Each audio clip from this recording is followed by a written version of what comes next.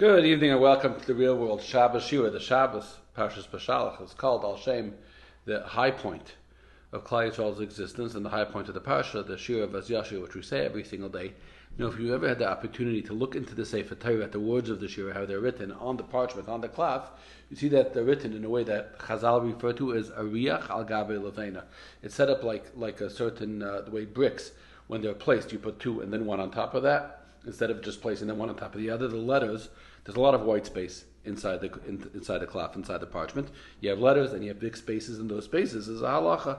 It's as important as all the other halachas in Sefer Torah that the Shira has to be written with white space adding up to the black space, so a little bit more. What's the significance of that? What does that mean? If you've ever been at a simcha, and sometimes the Baal Simcha gets emotional, it'll be maybe somebody will be thanking a spouse or a child talking about a parent, and they try to say something, and then they get choked up. They can't continue. And anybody who's in the room feels that that's the apex, the zenith, the peak of their thanks comes when they don't have any words to say. I once heard from somebody, a chashuv person, told me that one of the children had struggled very badly in school.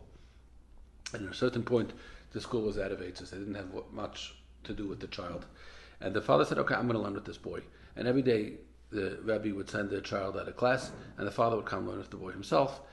And he would buy him these yeshiva vending. I think it's like a universal thing in every school in the world. They have the same vending machines with the same Reisman's cookies. His father bought him a little cake every single day with sprinkles, and he would give it to the kid when they sat down to learn. The father would give him this cake, and the kid would eat it. It was like a treat to try to make it more pleasant.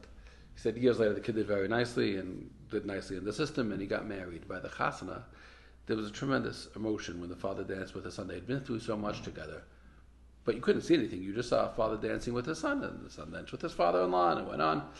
At the end of the chasna, towards the end of the second dance, the son takes his father to the side, and they do a quiet little dance together. And in the middle of the dance, he reaches into his pocket, and he gives his father one of those Reisman's brownie bars that his father used to buy him. That means there was something he was trying to tell his father, and he didn't have the words for it. He couldn't articulate his thanks. He couldn't articulate his emotion. He couldn't articulate his gratitude. He couldn't say, Father, you saved my life, and this is what you mean to me. But I could tell it to you by reminding you and by giving you this cookie and bringing us back to that difficult time in my life when you were there for me. That's what Klal Yisrael is doing. When we say Shira to the Rebbeinu Shalom, there's so much we could say, but there's so much more that we can say.